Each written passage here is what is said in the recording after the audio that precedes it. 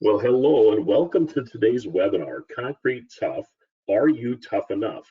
My name is Art Thompson and I am the Executive Director of the North Dakota Concrete Council, one of the sponsors of today's webinar.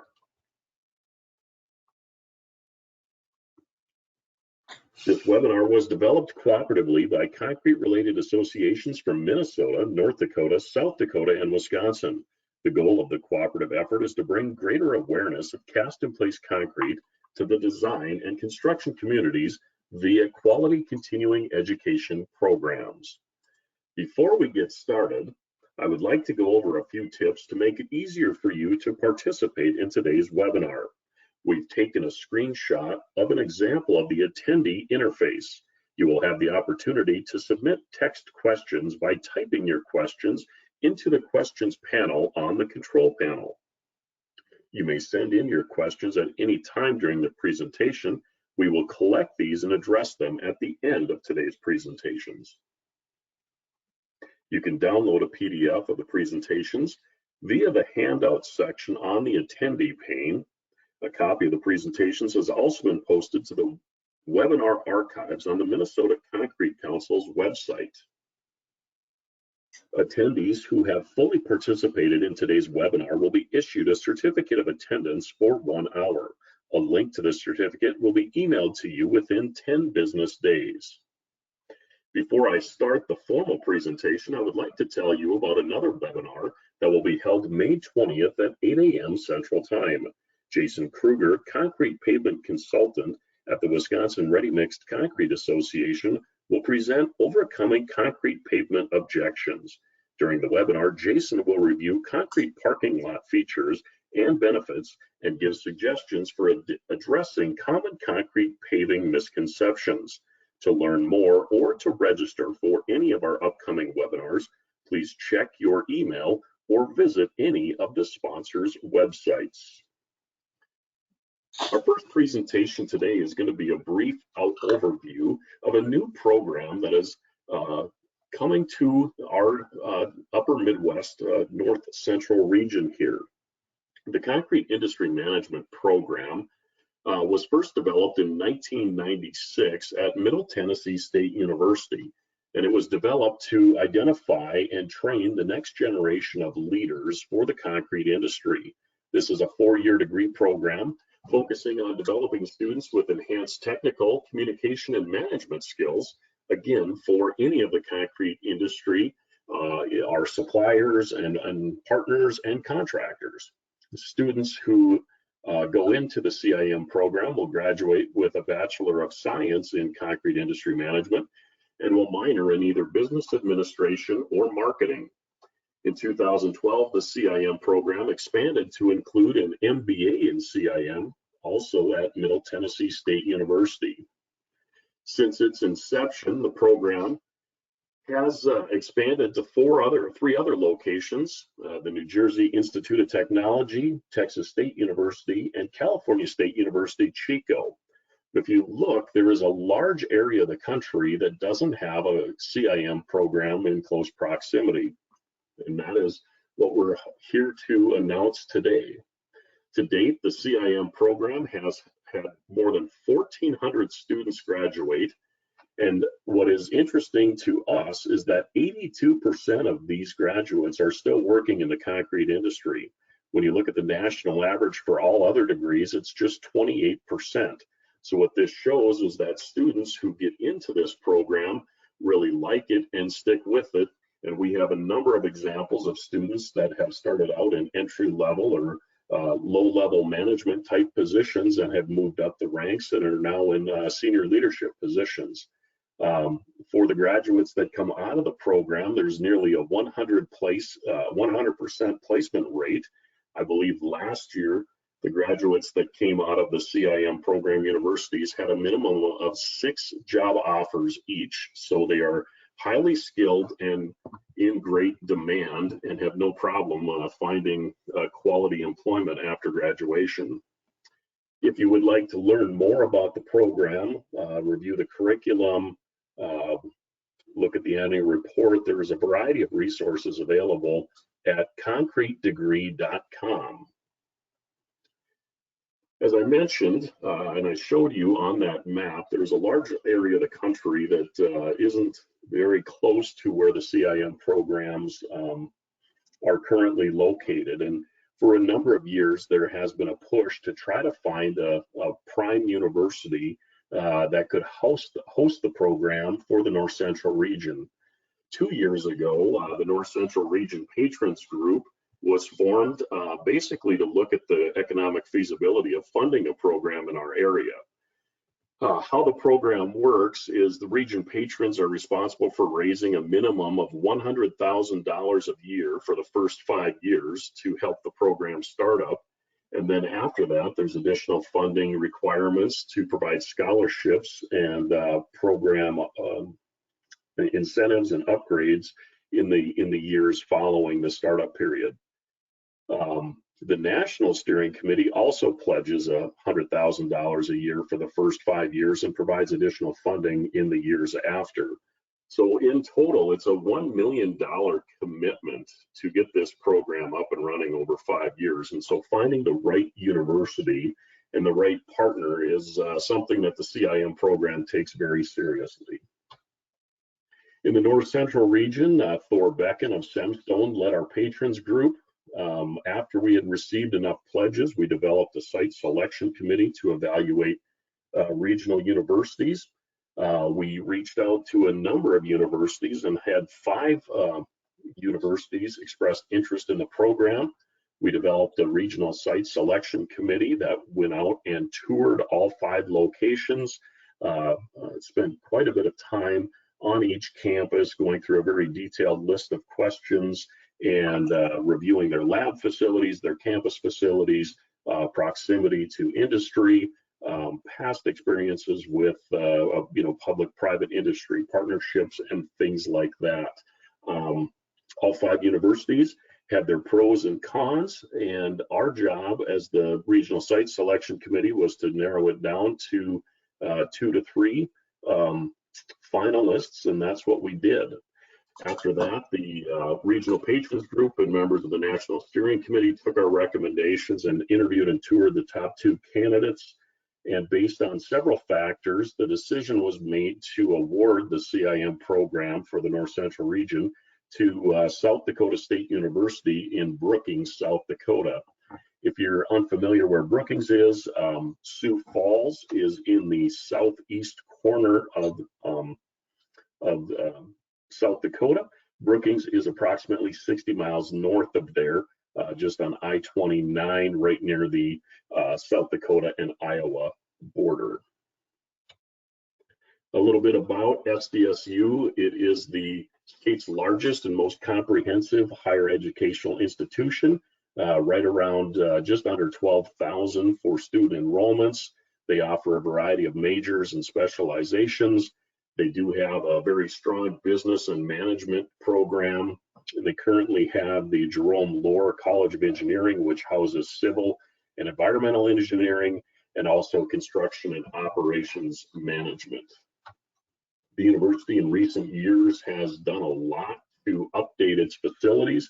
You can see the pictures on the screen here show several new classrooms, several updated lab facilities where they do research for private companies, as well as the South Dakota Department of Transportation and others. They have a 3D concrete printer. So investing in new technologies and investing in their facilities is something that South Dakota State does, and feels that that helps them attract and retain a tremendous amount of students. When we looked at this program, South Dakota State kind of checked a lot of the boxes. We had strong enthusiasm for the program from all levels of their administration. Mentioned that the facilities and the campus amenities recently upgraded. They had plenty of classroom space to house the new program. And maybe one of the most important things is that they have a strong history of developing new programs. They, about 10 years ago, worked with architects in the region and created and successfully launched an architectural program. It's fully accredited and was something where the university was approached by industry and they work together to get it off the ground quite successfully, which is exactly how the CIM program runs. So we are very excited about the partnership with them and feel that this is going to be a great fit and produce some excellent candidates for employment in our industries. The other thing about SDSU, it has a nice 12-to-1 student to faculty ratio, so that you know, the students and the faculty really get the opportunity to get to know each other. They also have a requirement that instructors need to have 3 years of real world experience prior to teaching, and so they get a lot of accolades for how they select their instructors and this nice low student to faculty ratio. So what's happening next? The CIM National Steering Committee and SDSU have entered into a memorandum of understanding. The South Dakota Board of Regents approved that back in December. They are currently working on approval for the program curriculum through the South Dakota Board of Regents and are on track to get that approved by May. Right now, they are looking for the CIM program director or a professor in practice. That search is underway. They hopefully will be doing some interviews later this month and be able to name somebody to help get this program off the ground later this spring. They do plan on hosting a couple of entry-level CIM introductory courses in the fall of 2021, and then the program will be fully implemented in the fall of 2022. So how can you help? The North Central Region Patriots, we're still looking for companies to donate time, talent, and treasure to support the program. Any program support needs to be a commitment for 5 years. Donations are tax deductible. If you're interested, you can request a pledge card and more details from any other state, any of your state association leaders. You can also reach out to me. I'll share my contact information shortly. One of the other things too is that for this program to be successful, we need students to know about it. And so if anybody on this call can help us promote this program to potential students, that would be extremely valuable. We also need companies to offer internships, plant or project tours, guest lecturers, donations of equipment and materials, etc. So there are many ways to get involved. You just need to ask, and we will certainly let you know about those opportunities. Again, I'm very excited about having this concrete industry management program come to life in the North Central region. I think it can be extremely valuable in helping to solve maybe some of the workforce challenges that we have, particularly when we're looking for entry-level managers, project managers, quality control managers, plant managers, things like that. These students have a proven track record, and this program is 100% dedicated to the concrete industry and expanding their knowledge. So again, that's a real brief overview on the CIM program. If you have questions about it, or if you'd like to get involved, contact me. Either give me a call or send me an email, and I'll be happy to point you in the right direction. So with that, I would now like to introduce our featured presenter. Jeremy Montgomery has a Bachelor of Science degree in construction management from the University of Nebraska. He has nearly 30 years of construction experience, with the past 18 years working specifically in the concrete industry. He started his concrete career working for the Nebraska Department of Roads in the Materials and Testing Laboratory. His main expertise in concrete was working as a concrete operations manager for a design build firm, managing and constructing quality concrete flatwork. From 2006 to 2017, he promoted concrete and aggregate products as the executive director for the Nebraska Concrete and Aggregates Association. Since then, Jeremy has worked for Stevens and Smith Construction Company, Inc. as their business development manager, focusing on workforce development, workforce recruitment, marketing, and sales. Jeremy, I'll now give the control of the screen to you. All right. Well, thanks, Art. That's very exciting stuff. That CIM program is is top notch, and it's very exciting to have that in our neck of the woods over here. So I promise you, I'll be promoting that program to all the high school kids when I'm bending their ear. My name is Jeremy Montgomery. I am the business development manager for Stevens & Smith Construction. We are a merit-based company here in Lincoln, Nebraska, where we do anything from footings, foundations, any kind of flat work, decorative, polished concrete. We even get into some concrete coatings and gypcrete. So if it's got anything to do with crete, we got our hands in it. And we've been around. Actually, we're celebrating 50 years this year, so it's exciting stuff for us, and we're excited to see what the next 50 years will come. I was going to show a quick video at the beginning, but I think I'm going to hold off till the end just to make sure we got enough time. If I don't get to show it, we'll send it out on a link or something like that. But let's just jump right into this, shall we? Concrete Tough. Concrete Tough is a Nebraska-based workforce development program geared to create awareness to the next generation of concrete professionals.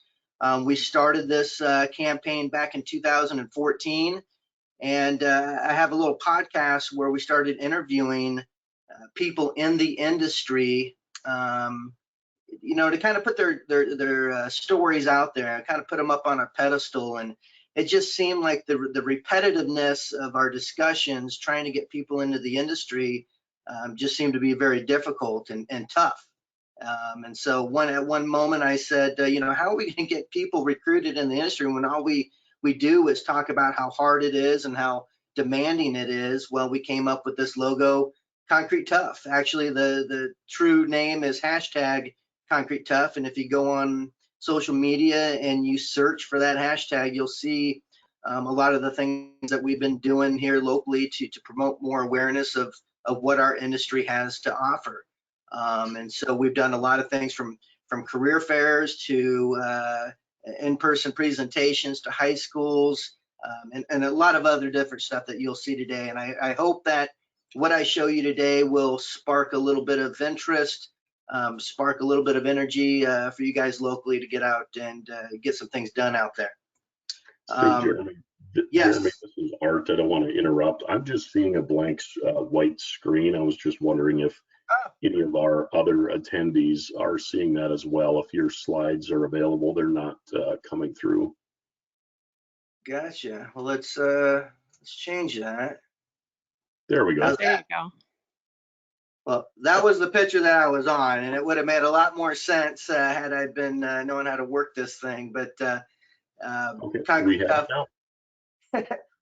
The point of this thing is what we can do to the next generation and getting in front of our youth. I actually gave this presentation in 2017 at the World of Concrete, and I had a really cool app where people can actually text message me their answers to my survey, and then the answers would go live to the screen on a word cloud. And if you guys know what a word cloud is, the larger the word, the more people answered that question or that answer to that question. So the first question I asked the audience was, well, what's your number one reason to be a concrete professional? And then of course, all these answers started coming up on the screen, and we ended up with this nice little word cloud. I actually had to kind of censor some of the words on here because I couldn't siphon out all the good with the bad. But as you can see, satisfaction and pride is number one for the most part of when people answer that. And that's true. If you guys have been a part of the construction industry, specifically concrete, when you get to walk away from something and turn around and say you helped build that, that's a lot of pride. That's that sense of pride. That's that job satisfaction of being able to build stuff with your hands and be able to admire it for years to come. So you want the good, you got to take the bad as well, and this question next was, what do you believe is the biggest detriment in recruiting future concrete professionals? And of course, it was pay, perception. A lot of people think the next generation is lazy. They don't have a very good work ethic. Personally, I think pay is probably a huge detriment. just starting out. But one of the things I always like to tell the next generation is all it takes is good character, dependability, workability, or not dependability, reliability, being honest, looking people in the eye. If you've got that kind of character, sky's the limit for your professional career in the industry. And I think a lot of you would probably agree with that. But some of the obstacles that we have to overcome over the years is parents, teachers, counselors, and some students. We got a lot of parents out there that want their kids to be doctors and lawyers, and we all know that not everybody's cut out for being a doctor or a lawyer. We got teachers out there pushing kids to four-year colleges, telling them that's their only path to success. And and as well as I know, that is a four-year college is not the only path to success. If you need continuing ed, if you want to become a doctor, a lawyer, an accountant, if you need that four-year degree, yeah, it definitely will benefit you. But if you like building things with your hands, which a lot of kids in high school like to do, they just don't know it yet. Then that, to me, that's a huge benefit, and it doesn't necessarily mean that they have to go to a four-year college. But we got a lot of counselors out there right now who pride themselves on saying, 80% of my students go to a four-year college, and I don't think they truly understand of what the blue-collar workforce is out there doing, building communities and the satisfaction that goes along with that. So there is a light at the end of the tunnel, and I hope I can shine some light on that today. So I am not a teacher. I am not a counselor. I've been in the construction industry since I was 18 years old. And I'm going to tell you right now, my reasons to be a concrete professional are not the same reasons as a teacher or a counselor would explain to these kids. And in their defense, they have never worked in construction. Most of them have not. They're teachers, so they don't know what it's like to have the camaraderie out there, the sense of pride of building something with your hands. They don't have those war stories. They don't have that passion for the industry to educate the youth on what we have to offer. So let's see if my top 10 reasons kind of align with the rest of you. How about no gym fees? I could tell you right now, after being out of the industry, out of the field for a number of years, I won't tell you how many, but just a number of years, now my hips are starting to hurt, my knees are starting to hurt, my back goes out when I pick up a pair of shoes, and it had nothing to do with manual labor. I was a wrestler in high school and college, and I think I've been tied up like a pretzel too many times. But when I was in the field, I was in shape, I was working my body, and a lot of people think that you're breaking your body down, but I think you break your body down when you're not using it. The other thing, I love this t-shirt on this kid. He got from I think he was detasseling for the summer. He got one of these shirts, good things come to those who sweat. When did hard work become such a bad stigma? When did hard work become something that we avoid? And that's just not right. Anything that we do in life, it's going to take hard work to be successful, and that's the message we need to give kids, whether they become doctors, lawyers, or concrete finishers. It all comes through the path of hard work. We're the toughest of all the trades. I'll put a concrete guy in front of a plumber, an electrician, any day of the week. And I know one of these days there's going to be a big plumber in the back of the room that stands up and tries to put me to the test to that. And I don't know what I'm going to do at that point. But one of the things is I think we need to brag about is that we are tough. We have thick skins. The adversity that we go through on a job site and every day being a challenge and problem solving just makes us tough in what we do. And yes, it's physically demanding, but it's also mentally demanding and a little bit stressful. And I think those things are good. Makes the days go fast. Number 8, we've got cool toys. At what point in our lives did kids go from wanting to drive skid loaders and operate equipment and play with their Tonka trucks and toys to you want to avoid this type of stuff? That's ridiculous. This is a picture of a project we were doing a parking lot for here in Lincoln, Nebraska, and a daycare was walking through, and they had about a dozen toddlers with them, and those toddlers could not keep their eyes off what was going on in front of them, and they hung out with us for about an hour.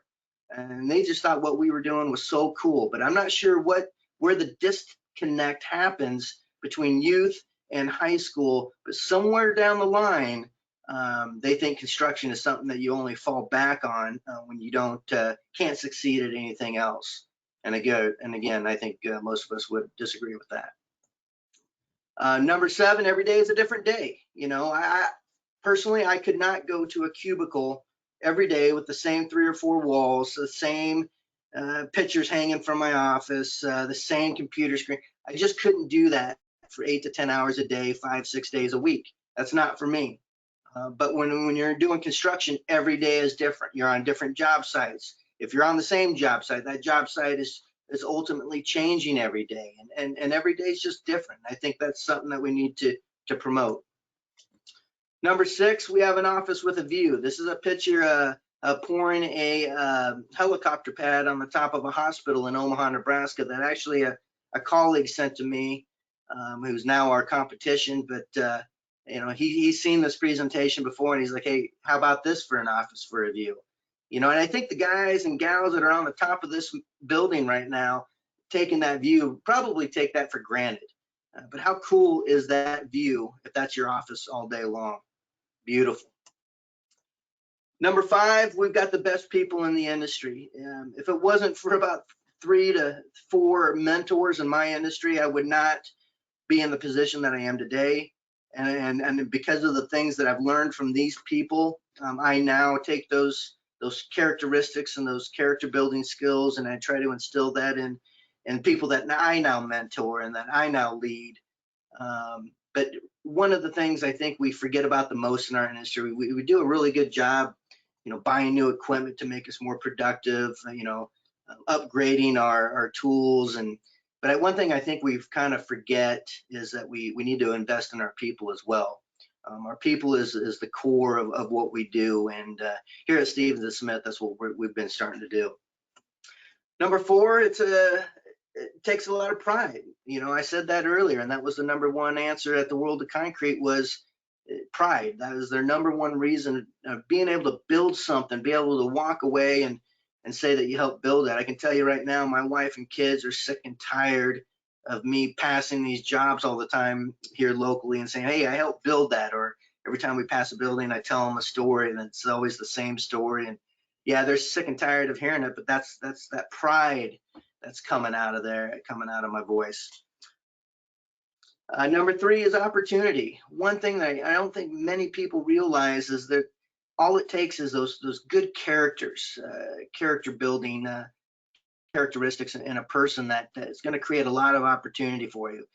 If you can show up every day, be willing to learn, be willing to be a team player, just do what you're asked to do. Over time, you're going to climb that ladder of opportunity, and you're going to climb that ladder fast. There's a lot of people in our industry that just show up for a job. They're not engaged, but our engaged employees have a lot of opportunities ahead of them, and they're going to create success just from their character alone. Number 2, camaraderie. Here's a picture of the AGC student chapter out of Omaha. They did a little community project up in Wayne, Nebraska, where a tornado had blew through it. And right here, we're pouring the sidewalks back at the softball fields. And it took us about 2.5 days to get everything set up and poured. We poured probably about 120 yards. But after those 2.5 days, now I have about 8, 9 more buddies that I always call on. And these guys are now project managers for general contractors here in the local area that, I still have relationships with. When I started in the industry, I could probably call anybody I started with and say, hey, I got a patio or a driveway I got to pour at my house. Can I count on you for some help? And I guarantee you they're going to be there. It's just that brotherhood, that camaraderie that you get, very similar to being on a sports team. Again, I said I was a wrestler in high school, and again, those are all my brothers that I'll do anything for, and very excited and happy to see them anytime I do get to see them. So again, parents, teachers, counselors, they don't see any of this. And number 1, it's a skill. It's a skill that nobody can take from you. I can't tell you how much money I have saved over the years of pouring my own patios, building my own decks, building my own privacy fences, all the remodeling work that goes on inside a house. And just tons. I don't even know what kind of number I would put to that. $100,000 of savings just from acquiring a skill that, again, even though I'm not in the field today, that I still have those skills.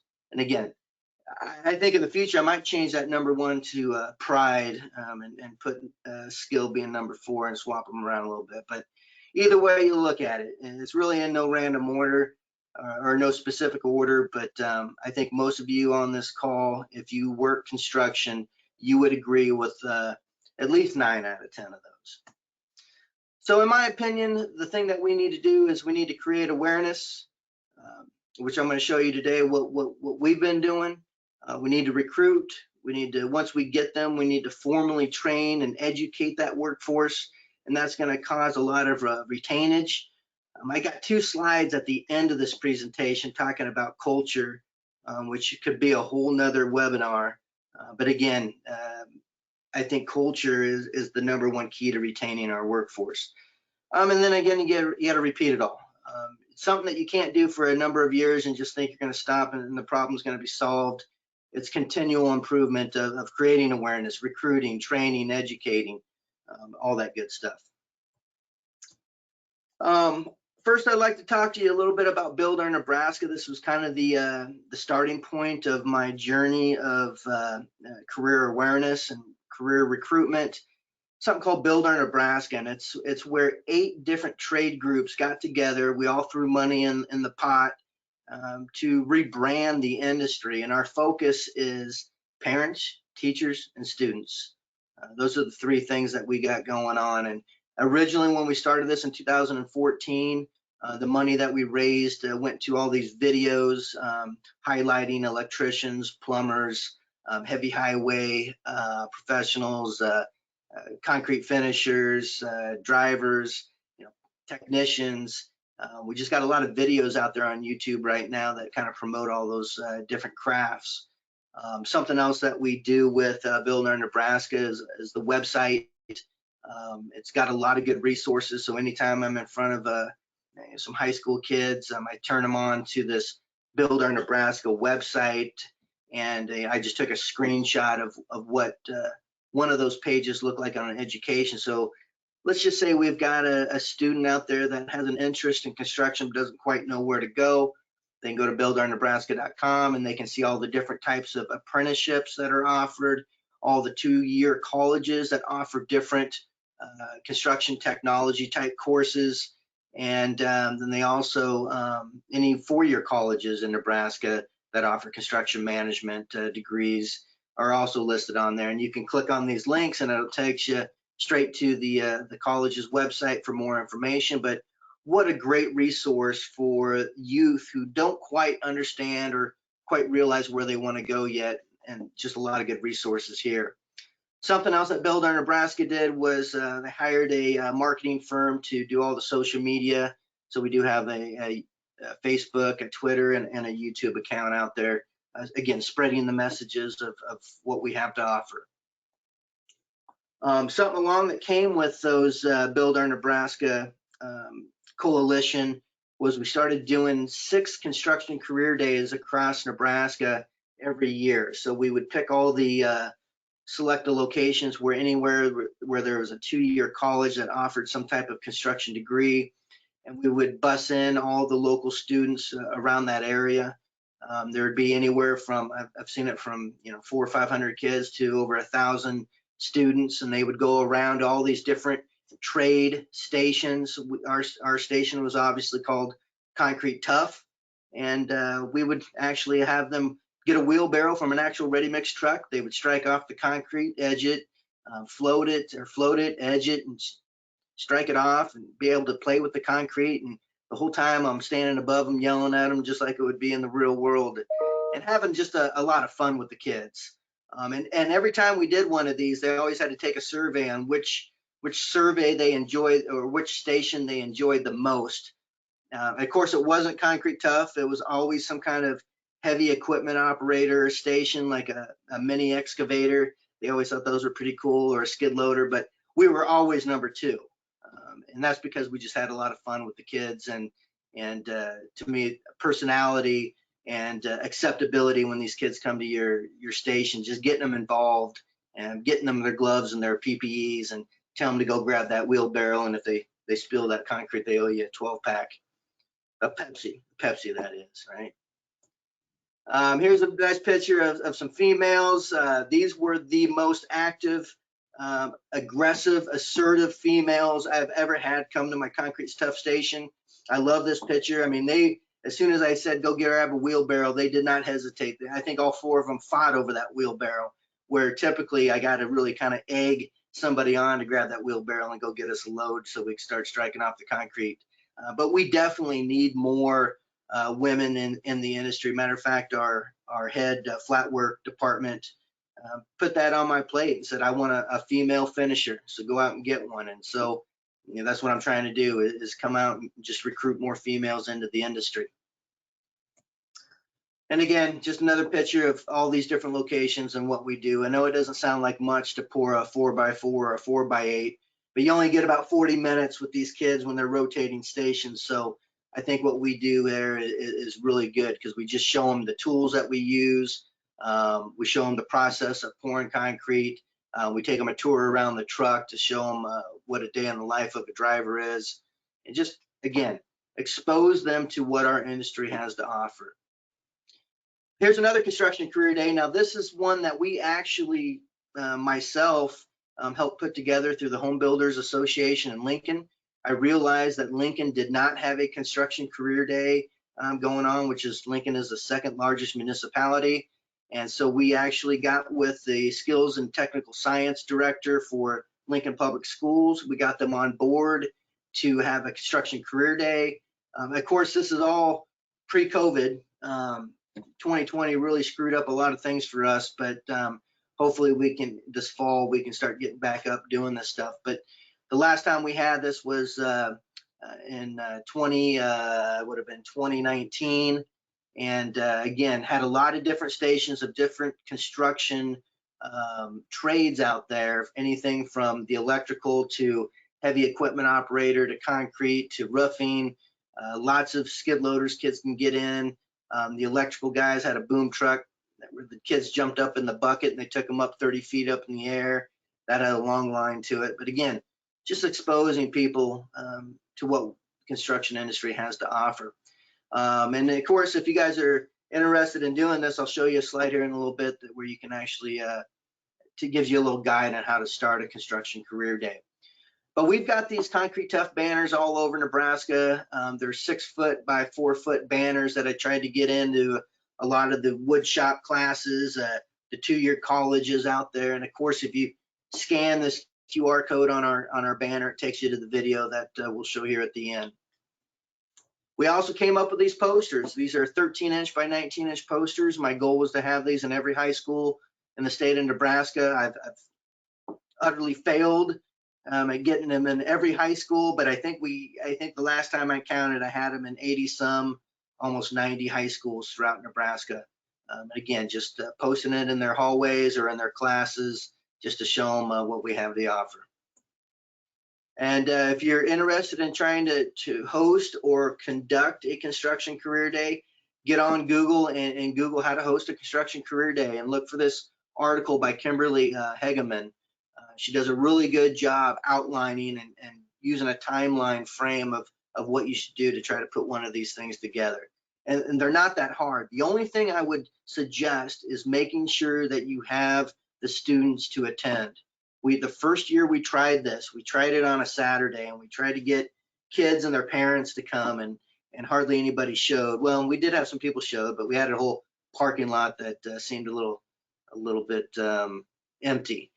But the second year, what we did was we went to LPS and we got the Skilled and Technical Science Director to give us the kids, and we loaded them up on buses and fed them lunch. And after that, we have probably about 250 high school students that attend our career day every year. This is a picture of the career academy that we have in Lincoln. I think most of you have some type of career academy where students at their their home high schools can go off-site to a career academy to pursue different interests that they have that maybe their high school doesn't offer. Residential building, masonry, electrical, and HVAC is something that the TCA here in Lincoln provides. A funny story, when we first looked at this, they used to call it masonry / concrete. And I showed up the first day of class, I looked at their books on the desks and it said masonry on it. I said, where's the concrete books? And the teacher looked at me and he goes, well, that's it. And I said, this isn't concrete, this is masonry. Big difference. And so since then, maybe I shouldn't have said anything, because now we got the word concrete taken off of masonry there. But hey, it wasn't concrete to begin with. But we do come into these career academies a couple times every year to help them learn what it's like to stamp concrete and do some decorative stuff. Here's a group up in Omaha called the Builders Foundation. It's an offshoot of MOBA, which is the Metro Omaha Home Builders. The Builders Foundation has been around since the 90s, and one of the things I found a little unique with this group is that they always have one person on that Builder Foundation that is designated a school, and that's the bridge between school and industry. So if that school needs a speaker, if that school needs 2x4s, if that school needs anything at all related to construction, they go to the point of contact on the Builder Foundation, and that person tries to connect them with what they need. Again, I go into quite a few of these schools and speak to them on concrete careers every year now, because of my connection with the Builder Foundation and what their mission is. But again, my point is get involved with a lot of these groups. I know they're out there. I know Nebraska is not the only one that has a lot of these construction groups and construction awareness groups and support groups in the industry. One of the things that you need to do is just get involved. Here's another one called Hard Hats and Heels. Central Community College in Grand Island every summer takes a group of kids and educates them on transportation. And we do a couple days of just concrete education with them. We do concrete beams. We teach them how to test concrete and the importance of all that, and just show them cool things that go on in Nebraska as far as transportation projects. Super cool. We also do a Concrete 101 program for 5th graders, where we come in and we make these 18-inch, 1-inch by 1-inch concrete beams. We give them a baggie full of cement and gravel. They add the water, and the whole lesson here is to learn that more water isn't necessarily better. And I always do a little contest with these kids where if you got stronger concrete than mine, I'll do 10 push-ups for you. And one year I ended up doing 220 push-ups, 10 push-ups at a time. But these kids just, man, they were just having a ball laughing at me because my arms were shaking and I couldn't quite finish my push-ups. But again, it's the experience. And I guarantee you, anytime I've been involved with any of these Concrete 101 projects, the kids walk away with something that's memorable. And hopefully we can get some engineers or some contractors out of that. Here's another fun fact about this Concrete 101 class. Who do you think the winners are? Who has the strongest concrete? It's always girls. I have never, and I've done a number of these, I've never had boys win this competition. Their desks are a mess. And the females, the girls, their desks are very tidy. They're very neat. They're very intricate with their tape jobs. So again, if we want better concrete, we got to hire more women. It's as simple as that. Here is something. Now we're starting to get into the meat of what I've currently been doing. Everything that you've seen so far is just more awareness. Just getting out there, beating the streets, getting in front of kids, getting in front of the public, and just offering what we have to, preaching what we have to offer in our industry. The Lincoln Public School has something called a worker learner program, where most of you know we can't hire kids under the age of 18 to come work in construction because it's a hazardous occupation, or considered a hazardous occupation, and there's child labor laws that say that you can't do that. Well, the Department of Labor here in Nebraska offered some exemptions to students who are currently enrolled in like woodshop class or some kind of construction class, where I hire these kids in the summer who are 16, 17 years old, and they come work for us for the summer. And these kids are walking away with $3,000. The kid on the right there in the black Hurley shirt, he came to one of our career fairs and he said he wanted to be a concrete professional. So I said, be careful what you wish for, son. We hired him. I picked him up because he didn't have a car. He didn't have parents that cared too much about him, to be honest with you. I picked him up every day at 5:30 in the morning. I got him the job. He got himself home. But at the end of the summer, he was a totally different person. This kid was the kid that had a problem with authority, didn't think he was going to graduate high school on time. And by the time we were done with him, he graduated on time, went to the Marines. Now he's a Marine. He's done with his basic training over the summer and over last summer. And I would hope that we had a little bit of an influence to change his life around, and that made it all worth it. The kid on the left in the yellow shirt, I hired 3 high school kids that summer, and he was the smallest out of all of them. And I said, there's no way that this kid's going to make it. There was one other kid in there that looked like a big football player, and I said, that's my guy. Well, believe it or not, I had to let the big kid go on his first day at work because he couldn't even push a broom.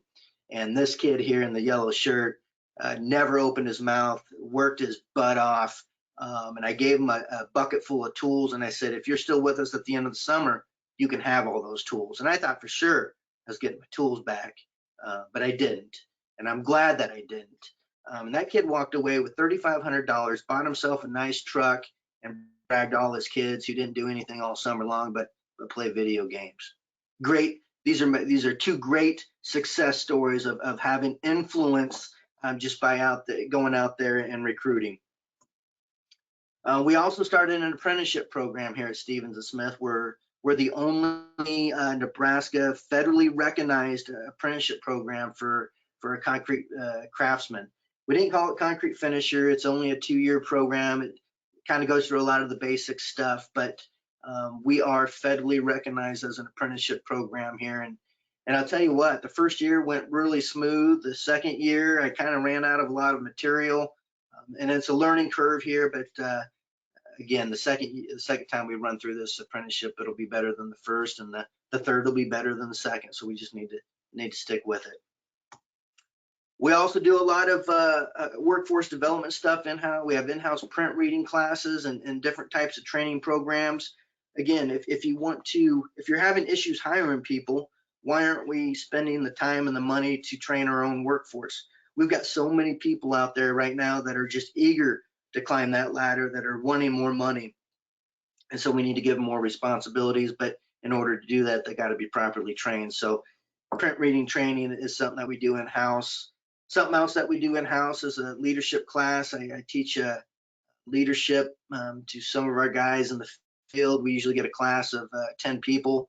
And of course, COVID's really put a halt to a lot of this, but we'll get them back up and running here. But I like to do this survey with my students and ask them, what motivates you? What gets you out of bed every day? And lo and behold, you would think money would have been the top of that list, like everybody thinks, but it wasn't. It was working on a team. If you get out of bed and you've got a group of girls and guys that are counting on you to be there every day, it gets you out of bed a little bit, motivates you to get out of bed. If you're not working in a team atmosphere, man, you'd probably sit on the edge of that bed just trying to think of an excuse of some type of illness to come up with to call in sick. But getting positive feedback was another one. Respect, having goals and objectives, having good communication, and just having a clear job description. Money didn't even make the top 6 on what motivates our workforce. I found that interesting. So down to the last few slides here, I want to talk a little bit about culture. It's something that I've really started diving into, I'd say, over the past 2 years, and not just leadership, but just culture, company culture. We've got a great culture here at Stevens and Smith for being known as the ass busters. Pardon my French, don't mean to offend anyone, but that's what we do. We work hard and we're proud of it. One thing we need to work a lot better at is having a safety culture, and that's something that we have been over the last 6 months, working very hard to try to instill a culture of taking care of each other, caring for our safety, getting people back home the way that they came to work. So that's something that we've been working on really hard with. But there's a cost to not having a good company culture, and they say that there's a lot of studies out there that say 30% of your workforce is engaged. That means 70% of your workforce isn't engaged. They're just there for a job. But when your employees are engaged, that 30%, they're 40% more productive. And that's really going to help with the retention and turnover. So here, what I'm trying to do locally is within our own companies, have to ask the question every day of how do we get more of our employees engaged with the company culture, the company mission, and our company vision. And there is an impact to culture. Those who work there will determine who wants to work there. There is not a more true statement than that. And how many times have you guys said this? We just can't find any good people, like there isn't any good people out there, right? Due to the low employment rate, there just aren't any good people left. Like the only ones we're hiring are the unemployed. That's not true. We'd like to hire people that are out there currently working. How about this quote? How many of you said this? Those who want to work are already working. Again, it seems like a crazy statement. I've said these too myself, but I'm trying not to say these things because I think in the war for talent, these are the sayings that will put you at a competitive disadvantage. What about this? When we do get good people, they won't stay. Like it's the people's fault. Sometimes I think we need to take a good hard look in the mirror and realize that maybe we are the problem. Maybe the leadership isn't that good at that company, and it's something that we need to change to create a better culture at the company that you work for, to be more of a sought after employer. I'm telling you right now, if you truly are the best at what you do and your guys are the best and you have a great workforce, the word's going to get out and you're going to have a waiting line for people to want to come work for you. Believe me. So the question boils down to, are you tough enough? Now, I always wondered if I kicked myself wrong to say how tough our industry is. I guess time will tell whether or not this little tagline is doing us any good or if it's hurting us. But I don't want to sugarcoat anything. What we do is tough. But those are the people that I'm looking for. I'm looking for people with thick skin who are willing to work and willing to learn and willing to be a team player and be honest and just have good character. Funny story about this picture. We did a little after school program, me and our CEO, and I walked in and I thought to myself, you'd think it would be easy to talk about concrete careers to youth this young, but it's actually pretty difficult. So I started bringing in all these tools, and I whipped out my speed square, and I said, I'll give $5 to whoever can name this tool. And this kid right up front, speed square. I had to fork out $5 to this little 10-year-old kid who knew what that was. So I gave him a $5 bill and a business card and said, call me when you're 18, kid. All right, well, that's concrete tough. I'm all dried up now, and I think you guys have heard me long enough. So let's see if there's any questions out there. I don't know. Do we have any questions? Yeah, thanks, Jeremy. What a great presentation. Just a couple here. One of the things that came up, and those of you that are on the line, again, just a reminder that you can text in your questions through the attendee portal that's on your screen. You've talked a lot about how you've engaged students at a variety of different levels and age groups. One of the questions here is, what have you done or what would you suggest to maybe go in and engage guidance counselors? People that are helping students make decisions on secondary education or career paths, things like that. Does this concrete tough address that?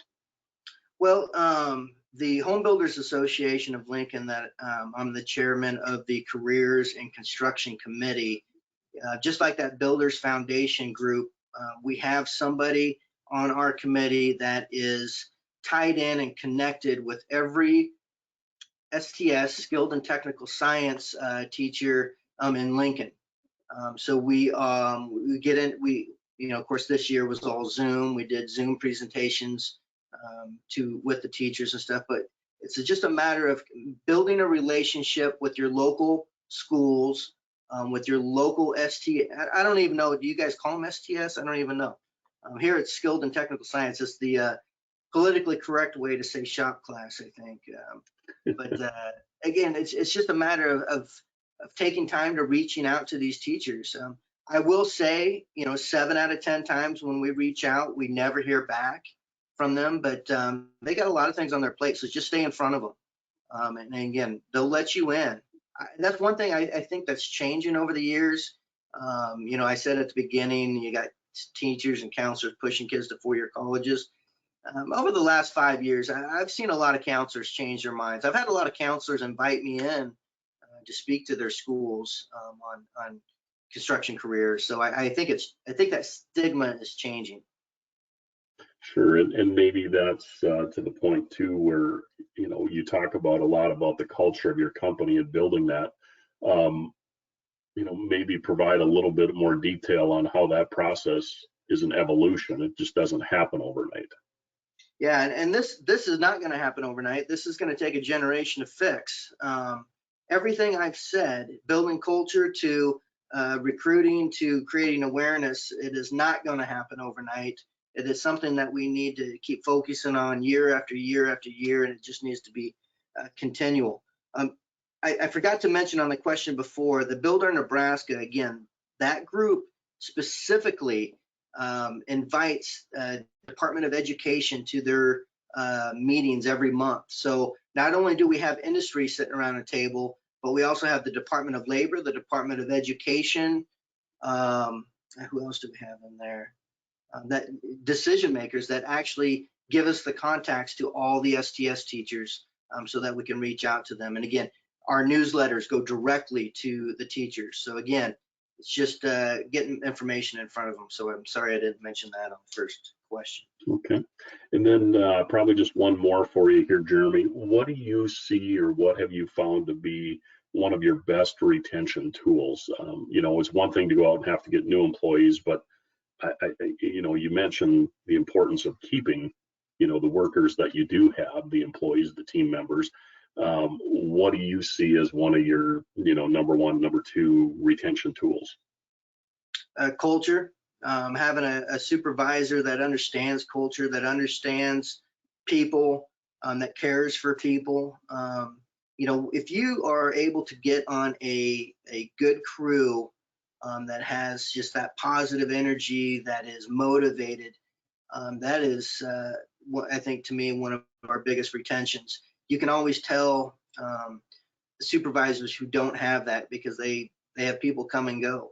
I just learned the other day we lost a couple guys and learned that we never did their 90-day evaluation. People that work for you, they want feedback. They want to know how they're doing, good or bad. And so communicating feedback and being a positive leader will go a long, long way. Well, that sounds great, Jeremy. Good information here today. I want to thank you very much for providing your insight and answering these questions. In terms of other questions, I have received a couple of CIM related questions to my inbox, and I will follow up after this with those individuals. There is one left in the question pane here that says, have we reached out to state DOTs in providing internships with DOT materials, concrete units?